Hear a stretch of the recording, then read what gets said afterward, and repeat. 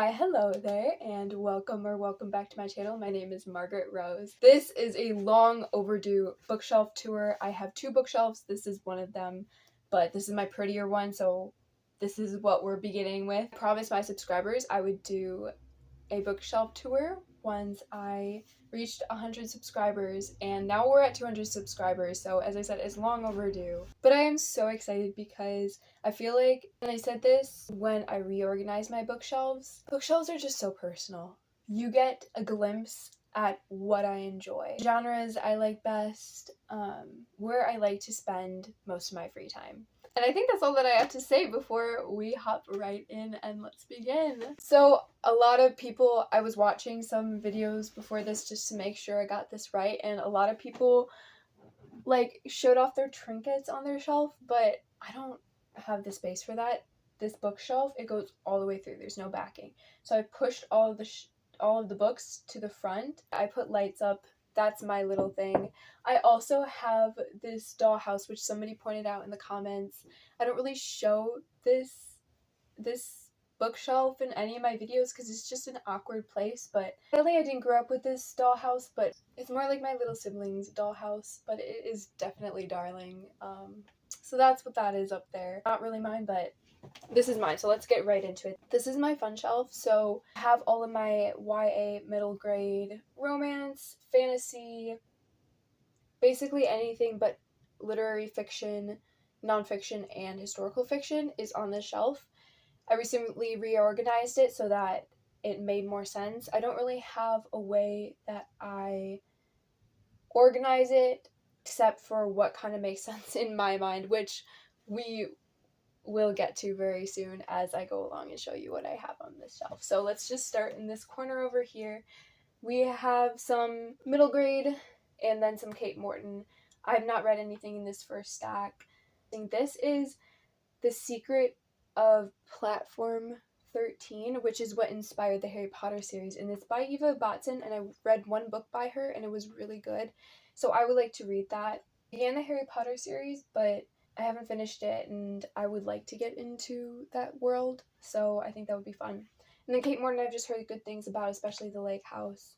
Over here is Warcross, which I also haven't read, but Marie Lu is an author that I want to get into. Definitely, if you've read that book, let me know, or any of these books. Okay, over here, I've read every single book. So this is kind of my blue area. Mainly R.J. Palacio. So we've got Pony, Wonder, Augie and Me, and Whitebird. Love these books, all 6-star reads. I've also got The Fault in Our Stars, which I have not read. So that's the one that I have not read. The Screaming Staircase by Jonathan Stroud. I read that in 2025. Really good book. And The False Prince by Jennifer A. Nielsen. And also a really great book and series. I have these books just wedged in here. I fit as much as I can on my shelves. This is Every Soul a Star by Wendy Mass. She also wrote A Mango-Shaped Space, and I really liked that book when I was a young teen.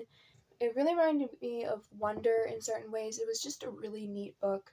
And I picked this book up for free at one point. It really intrigued me because it's by that author, and I would like to see what else she wrote. I do want to say that most of these books I did not buy full price.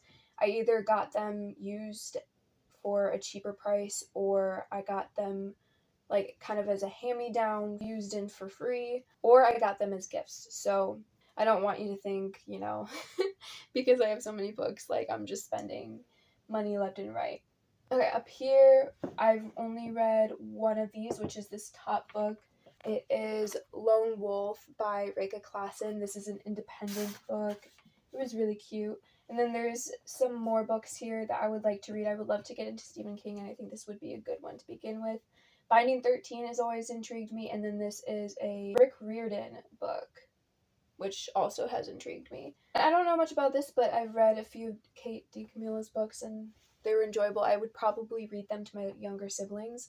That's what a lot of these books are, actually. So this is where I put my Christian fiction, plus a random middle grade here. You saw this when I was rearranging my bookshelves. But we have this series. I read the first book, Arms of Love, It was alright. It wasn't my favorite, but this is the second book and I will read it at some point. These are all my Leslie Walls plus this. Leslie Wall is my favorite Christian fiction author. If you haven't checked her out, make sure you do that. I haven't read this one. I Am Margaret Sue's I am obsessed with. You might have heard me talking about it a while back and I wasn't all that excited about it, but I definitely am now. And then Redeeming Love by Francine Rivers. I still have not read that one. And then in this little wedge I got Howl's Moving Castle. I still really need to read this one. This is one of the few that I actually bought full price. Actually, it was like Barnes & Noble buy one get one 50% off kind of thing. So that was what that was for. Here, mainly romance. You can see how I kind of put them all here because of their warm colors, except for this top one, which is another random middle grade that looked really interesting. Let me know if you've read this one. Then we've got A Christmas Carol Murder by Heather Redmond. This book was decent, so I decided to keep it on my shelf. We've got The Giver. I still need to read that. Another middle grade. And then we've got some romances. I have not touched contemporary romance except for Christian fiction romances. So, but I have these. We've got When in Rome, which obviously so many people love that series. We've got Book Lovers by Emily Henry. This is my only Emily Henry. And we've got Just for the Summer by Abby Jimenez.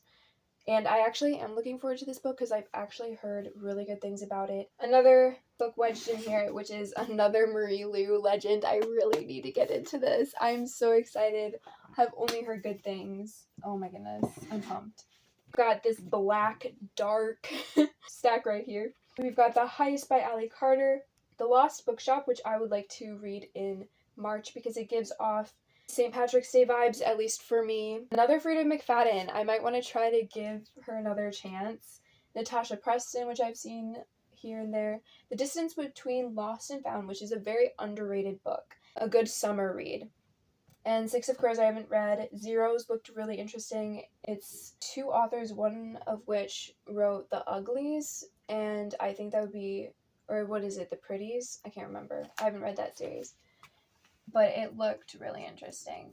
The premise is like of superheroes, and I really liked the Renegade series by Marissa Meyer, so it made me think of that, and maybe I would like it. Down here, we've got the glorious Keeper of the Lost Cities. These are my favorite books in the world. Every single one of them. So good. Okay, well, maybe not, if I'm going to be honest. Maybe not Flashback. I kind of disliked that book a lot, actually. Oh, if you know, you know. Currently reading Never Seen, so I wedged some more books in here. We've got The One and Only Ivan and The House with a Clock in Its Walls. I meant to read that during the spooky season of 2025, but that did not happen. And then The One and Only Ivan I might consider unhauling because I thought I would read it to my younger siblings, but I realized it's a much younger age level than they are, so maybe not. Y'all, if you have not read Keeper of the Lost Cities, please pick it up and do yourself a favor. I've got Insignificant Events in the Life of a Cactus. I got this from my aunt who's a teacher, and she said it's really, really sweet and really good, so I definitely want to read it, probably to my younger siblings. I do love reading middle grade books. I probably would read them on my own too, but it's just even more fun being able to read it to my younger siblings. I've got another copy of Exile down here from the Keeper of the Lost City series. And then I literally have to take it out because it is just beautiful. I've got Let the Sky Fall by Shannon Messenger. I'm so excited to read this. Heavenly.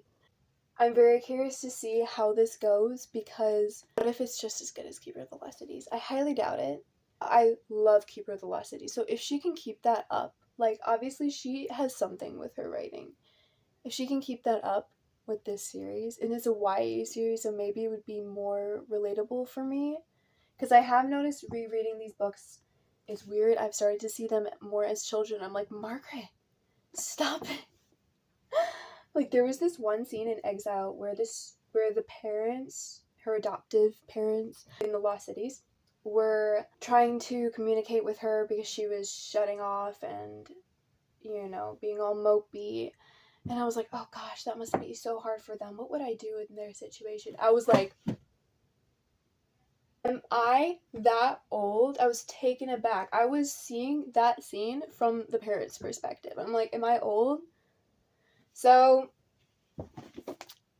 maybe this will be the one for me.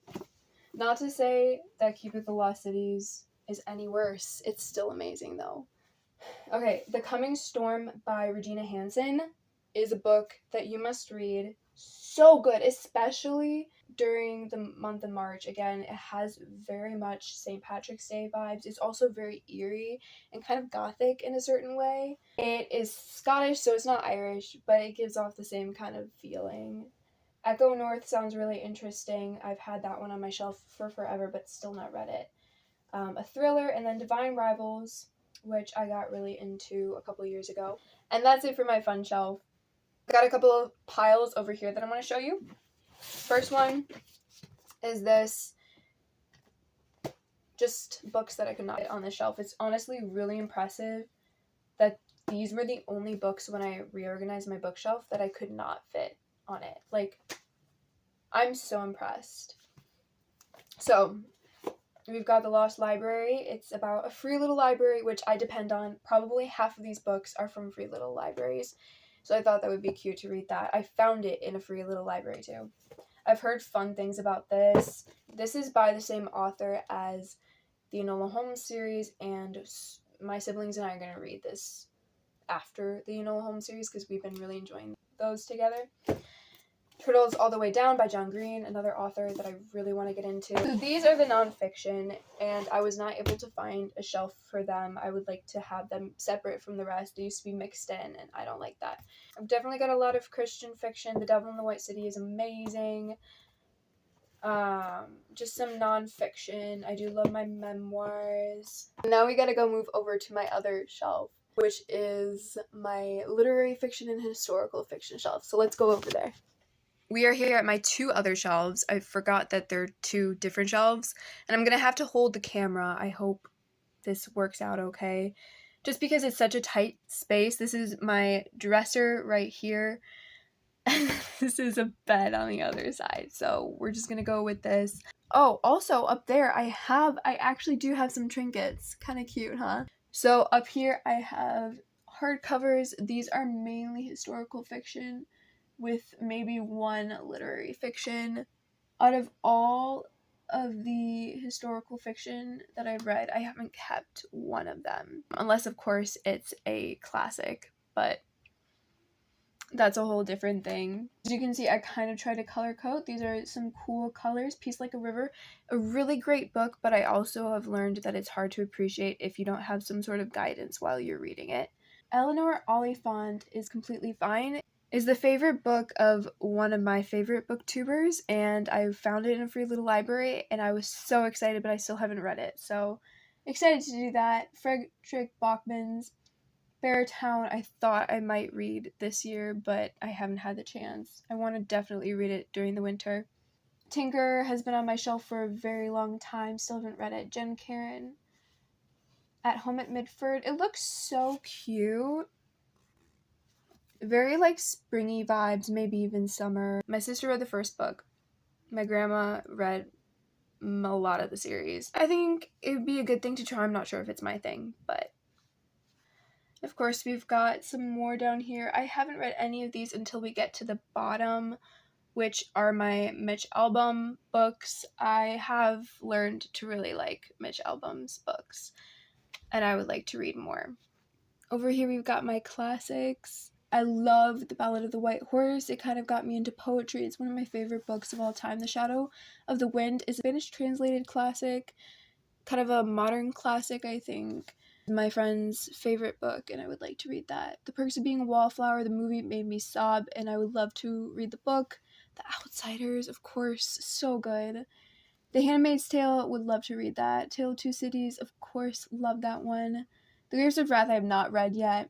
Silas Marner I read, and I actually liked it enough that I wanted to keep the book. The Roll of Thunder was my first blind date with a book. It was of banned books, and it looked interesting, so I kept it. Louisa May Alcott, The Inheritance, I would love to read that. Where the Red Fern Grows, I still have not read. Murder on the Links is a very good Agatha Christie book. Tuck Everlasting, I would love to read. Dune by Frank Herbert, love it. Would love to reread it. The House of the Seven Gables is one of my most anticipated reads. I'm so excited to read it because I love Nathaniel Hawthorne. The Scarlet Letter is one of my favorite books ever. I would still like to read To the Lighthouse. I recently watched a version of The Color Purple, and I would like to read the book now. I also read a short story by Alice Walker. It was Everyday Use, and I read it for class and had to write about it, and I had to respond to an essay that somebody wrote about it. It was really interesting, so I thought it'd be cool to get into more of her writing. To Kill a Mockingbird, I still have not read. Jane Eyre, I have to pull it out, my favorite book ever. If you have not read it, oh my gosh, you need to. Literally so good. It's got every single good thing in it. An admirable main character who has such admirable virtues, but also she struggles. It's not like she's the perfect character. Personally, I think of it as a very gothic read, but on a lot of the Jane Eyre covers, it looks all rosy and pretty, which I like because it is pretty. And Jane Eyre as a character, she is a very rosy and pretty character in terms of personality and her own self. I wish it had more of a gothic cover, kind of like the ones that you find with Wuthering Heights, because it just is that kind of read. But it is also a very beautiful book at the same time. It's not depressing like Wuthering Heights is. It has mystery, it has romance. It's so good. Speaking of Wuthering Heights, I used to have this one displayed on the top of my bookshelf, but here it is, Wuthering Heights. I loved this one. I love the Brontes. The other one that is really good is The Tenant of Wildfell Hall. I don't own a copy of that, but I would love to. If you have found that you like the Bronte sisters, definitely check out The Tenant of Wildfell Hall, although it's definitely a hard one to read. I mean, basically as all of them are, though. And finally, at the very bottom, we have my signature classics. Little Women, another one of my favorite books ever. The Picture of Dorian Gray. I still would love to read that one. And then all of my Willa Cather books. I bought the set for sale at Barnes & Noble at a location that was closing, so I got it really cheap, and it's the type that I collect, so I was so excited about it. But the only one that I have read is My Antonia, and that immediately became one of my favorite books in the world. So well written and so beautifully written. It really reminded me of the writing of Louisa May Alcott. So I recommended it to my sister, who really loves Louisa May Alcott. And usually our taste does not line up, but she also loved this book. So if you like Little Woman or any of Louisa May Alcott's writing, her writing style really reminded me of it. Even though it's a very different story, it's a story of these people who live out west and about these immigrants. It's just beautifully written, and again, like characters who learn virtues that are admirable and just literally so good. Alright, let's move back to my first bookshelf because we are finished here. And we're back. Thank you for joining me as I talked to you about my books. It was really nice to talk about some books that I haven't read in a while. It got me excited again. I'm really excited because now you have a peek at what my bookish life looks like and what my favorite books are, and the books that I would like to read soon are. I'm so happy. Definitely let me know if there are any books that you saw that you liked or that you would like to see me read, because I'm always looking for thoughts on books, whether I've read them or not. I love to talk about it and to hear your thoughts. Books are so cool. Alright, that's all I have to say, except for thanks for joining me, and I'll see you in my next video. Bye!